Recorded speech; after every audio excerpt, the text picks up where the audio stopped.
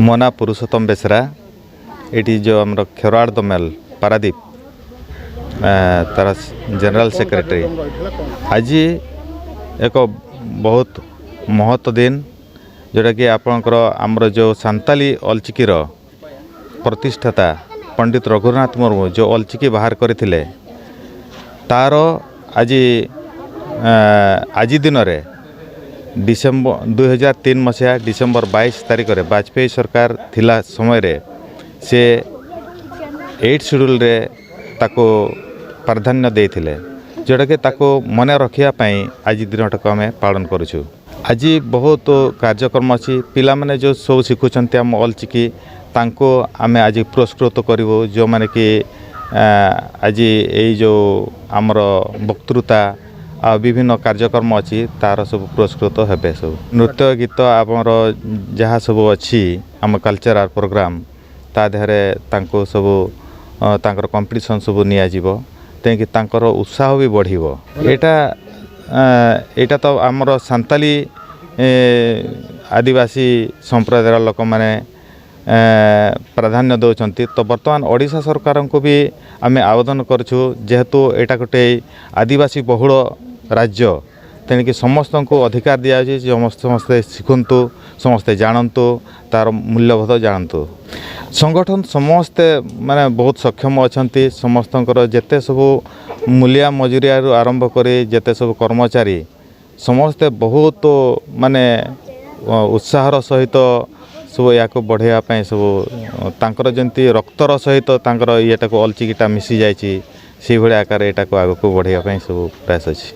यहाँ बहुत मात्रा बर्तमान आपंकर फरेन रे भी बर्तमान रिसर्च चली एटार एक्चुअली तार प्राधान्यटा तार मूलटा कौन एक्चुअली ठीक कि भूल से मैंने बहुत रिसर्च कर सारे सबू भाषा अपेक्षा यार भी माने गुरुत्वपूर्ण अच्छी यार भी निर्भुल भाव में सब जाक अच्छी एवं आहरी आमर जो माने आदिवासी श्रेणीर लोक मैंने जोटा नीच बोली भावुले बर्तमान जो ओडिशार मुख्यमंत्री जो अच्छा आमर आमर सांताली संप्रदायर आपणकर राष्ट्रपति भी अच्छा माने से भारत जो राष्ट्रपति अच्छा तेणिक आम भितर भी से माने बर्तमान जो आगु भावुले आम बहुत नीचर आमर बुद्धि ज्ञान किसी ना बर्तमान यही सब मिसिकी रहा बेलू समस्त भाव में बर्तमान आनंदर उल्लास समस्त मुहर सब अच्छी बर्तमान समस्त बर्तमान आउ उच्च नीच भेदभाव ना बर्तमान एक बर्तमान जे जंगल भितर अच्छी बर्तमान राष्ट्रपति पर्यंत माने समस्ते एक। जोहार मु Buddheshwar Hembram Santali federation vice president. प्रथम तो आम सांताली फेडरेशन जी भी सांताल आम कल्चर जी प्रोग्राम होती पार स्पष्ट आम कर चलाऊँ आमर यो आज विजय भाषा दिवस जहाँकि आम सांताल कहुच्छी पर्सी जितकार महा आम यहाँ को आम ओडिशा सारा सबुआड़े पालुंट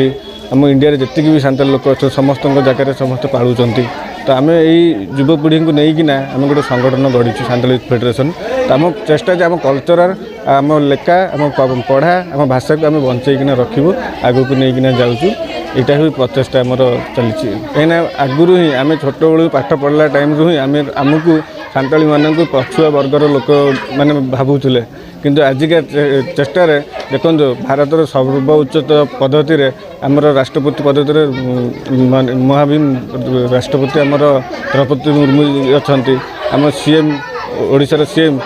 मोहन चरण माझी अच्छा तो एमती समस्त चेष्टा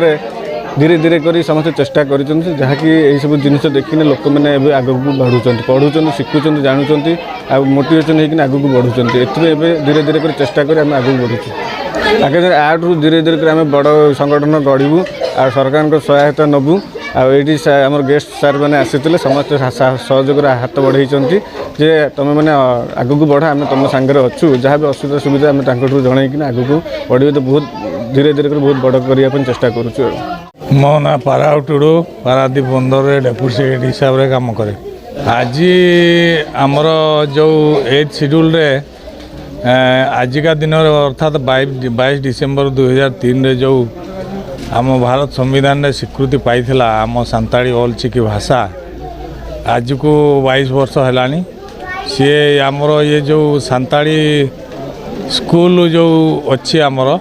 ସେ ସ୍କୁଲ ପିଲାମାନଙ୍କ ତରଫରୁ ଇଏ ଆଜିର ଆୟୋଜନ। ଏମିତି ଆମର ଯେହେତୁ ସମସ୍ତେ ପ୍ରାୟ ଗରିବ ଶ୍ରେଣୀର ଲୋକ ଅଛନ୍ତି,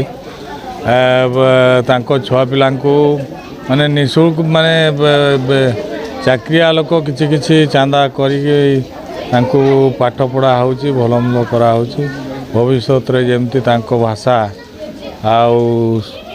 କଳା ସଂସ୍କୃତିକୁ ବଜାୟ ରଖିବେ ଭବିଷ୍ୟତରେ। ଆମମାନଙ୍କର ପ୍ରଚେଷ୍ଟା ଇଏ ଆମର ଯେଉଁ ସ୍କୁଲ ସାନ୍ତାଳୀ ସ୍କୁଲ ତରଫରୁ ପ୍ରଚେଷ୍ଟା ଚାଲିଛି। ସୁଦୂର ପ୍ରସାର ସମସ୍ତେ ମାନେ କଥାବାର୍ତ୍ତା ତ ଜାଣିଛନ୍ତି, କହି ଜାଣିଛନ୍ତି, କିନ୍ତୁ ଲେଖି ଜାଣିନାହାନ୍ତି। ସେହି ହିସାବରେ ଆମର ପ୍ରଚେଷ୍ଟା ଚାଲିଛି ଏବଂ ଓଡ଼ିଶା ସରକାର ମଧ୍ୟ ବହୁତ ଷ୍ଟେଟ୍ ଗଭର୍ଣ୍ଣମେଣ୍ଟ ସ୍କୁଲରେ ଆମର ସାନ୍ତାଳୀ ଭାଷାର ଶିକ୍ଷକ ନିଯୁକ୍ତି କରିଛନ୍ତି। ୟା ଉପରେ ବର୍ତ୍ତମାନ ଆମର ଲୋକସଭା ରାଜ୍ୟସଭାରେ ବି ଆମର ସାନ୍ତାଳୀ ଟ୍ରାନ୍ସଲେଟର ନିଯୁକ୍ତ ହେଲେଣି। ସେଠି ବି ଭାରତ ସରକାରଙ୍କୁ ବହୁତ ବହୁତ ଧନ୍ୟବାଦ ଦେବା ପାଇଁ ପଡ଼ିବ, କାରଣ ଆମରି ସମ୍ପ୍ରଦାୟର ଲୋକ MP ହେଇକି ସେଠି ଆମ ଭାଷା ଉତ୍ଥାପନ କରିପାରିବେ, ଯାହାଫଳରେ ତାଙ୍କର ଯେଉଁ ଭାଷାଗତ ବୈଷମ୍ୟ ରହିଛି, ଯେଉଁ କଥା କି ଅନ୍ୟ ଭାଷାରେ ସେ କହିପାରିବେନି, ଆମ ଭାଷାରେ ସେଠି ଉତ୍ଥାପନ କରିପାରିବେ। ଓଡ଼ିଶା ସରକାର ଭାରତ ସରକାର ଦୁହିଁଙ୍କର ପଦକ୍ଷେପ ଆମେ ସ୍ୱାଗତ କରୁଛୁ। ମୋ ନାଁ ହେଉଛି ଛତିଶ କୁମାର ହେମ୍ବ୍ରମ। ମୁଁ ଏବେ ପାରାଦୀପ ପୋର୍ଟରେ ଇଣ୍ଡିଆନ୍ କୋଷ୍ଟଗାର୍ଡ଼ BGSFରେ ମୁଁ ଏବେ କାର୍ଯ୍ୟରତ। ଏଇଟା ହେଉଛି central government ministry of defence ଅଣ୍ଡରରେ ଆସୁଛି।